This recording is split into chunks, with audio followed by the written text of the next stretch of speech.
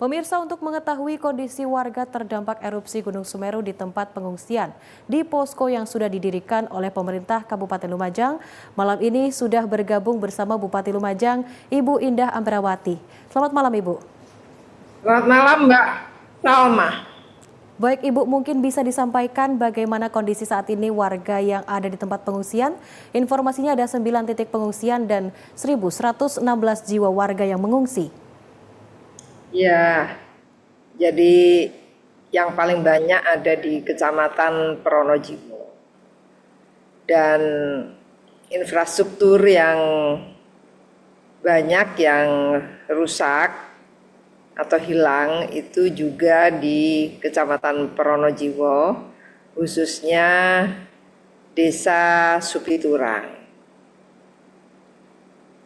Kalau di Pronojiwo sekitar 864 orang pengungsi, ada sekolah SD Supiturang 2 yang hilang, jadi bangunannya hilang beserta semua sarana prasarananya. Kemudian rumah yang hilang sekitar 21 sampai 22, sementara yang rusak cukup banyak. Di Pronojiwo memang yang paling parah ya, tetapi korban tidak ada. Baik, Ibu, informasinya warga yang mengungsi di SDN 4 Supiturang, Desa Supiturang, Kecamatan Pronojiwo keluhkan tempat kurang besar, serta kurangnya perlengkapan tidur terutama bagi anak-anak. Warga juga mulai terserang penyakit. Bagaimana upaya dari pemerintah Lumajang, Ibu? Sebenarnya kasur lipat sudah kita bagikan juga. Kemudian selimut juga sudah, dan posko kesehatan juga sudah didirikan di situ. Kemarin makanan-makanan juga sudah ada sudah lengkap ya di pos penampungan. Memang tempat yang paling dekat dengan rumah mereka yang terdekat dengan dusun mereka adalah SD Supiturang 04. Karena mereka memang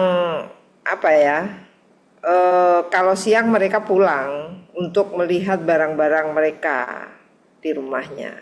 Jadi itu yang paling bisa terjangkau lokasinya. Saya pikir soal ruangan itu masih cukup untuk di ruang kelas, karena itu memang sekolah sebenarnya, dan sekolahnya kami liburkan. Baik, Ibu. Soal banyak yang sakit, ya karena cuaca juga dan berkumpul orang banyak.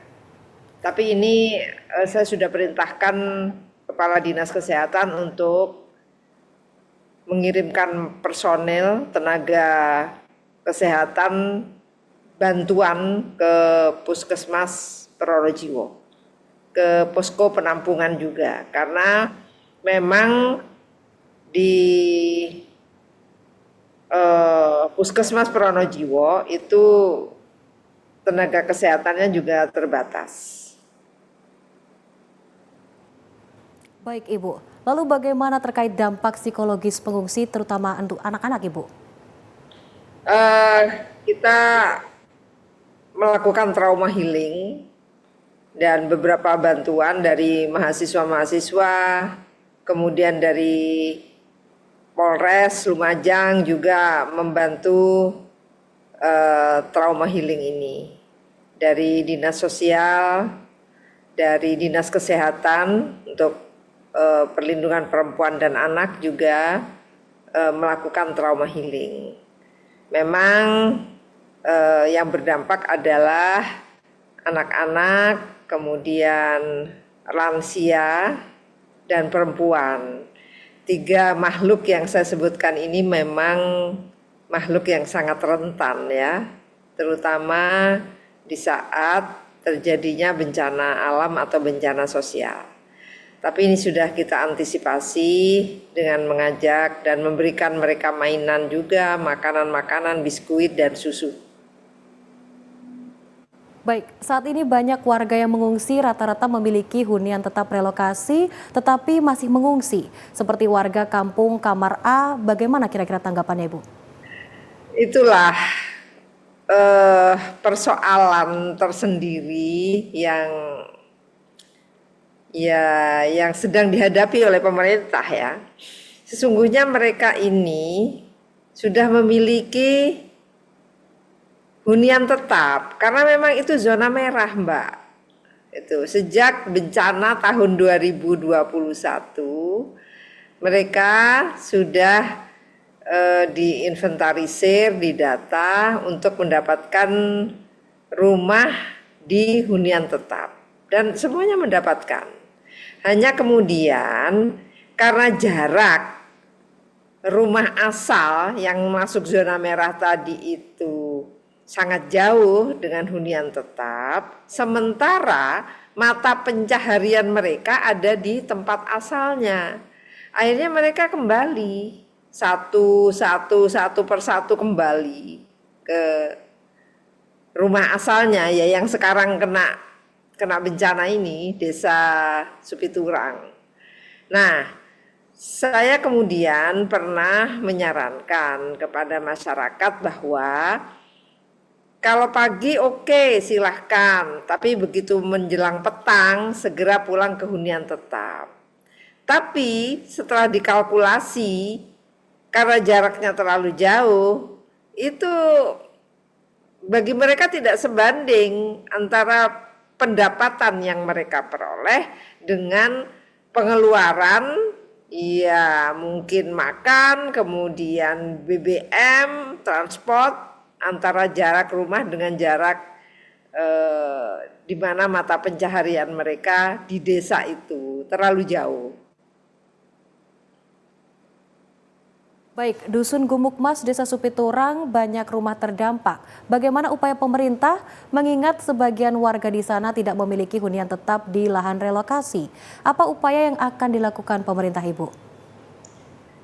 Sebenarnya masih ada mereka yang menolak mendapatkan rumah untap dulu, sehingga masih ada sisa lah sedikit yang bisa. Kalau mereka mau dihuntap, tapi mereka nggak mau, Mbak. Mereka nggak mau dihuntap itu ya karena alasan terlalu jauh tadi. Maka solusinya adalah tadi saya sudah berdiskusi dengan Pak Deputi dari BNPB bahwa saya mencoba akan mencari lahan yang masuk zona hijau, artinya zona aman, tetapi yang tidak jauh dari lokasi awal gitu. Sehingga kalau saya menemukan, saya akan mengajukan untuk dibangun hunian tetap bagi masyarakat yang sekarang berada di zona merah itu. Saya rasa kalau kami mengajukan bantuan pembangunan atau rehabilitasi rumah di zona merah, pemerintah pusat pun akan keberatan membangun yang itu zona merah dan itu zona yang berbahaya. Baik, untuk lembaga sekolah di zona merah yang hancur, apakah akan diperbaiki tetap di lokasi zona merah atau dipindahkan, Ibu? Dan apa langkah selanjutnya yang akan dilakukan pemerintah Lumajang? Saya akan gabungkan dengan SD Supiturang 01, Mbak. Jadi bangunan itu hilang, sekolah itu tidak berbekas. Dan kalau dibangun lagi di zona merah, tentu itu saya melakukan sebuah keputusan yang salah dan berbahaya. Jadi nanti kalau mungkin hari Senin inilah, Senin ini anak-anak bisa bersekolah di SD Supiturang 01, kita gabung. Sambil saya akan berproses untuk mengajukan tambahan lokal-lokal di SD Supiturang 01. Saya akan punya rencana nanti akan saya regrouping saja.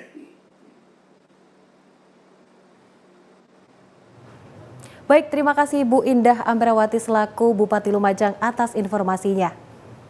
Ya, sama-sama Mbak Sama.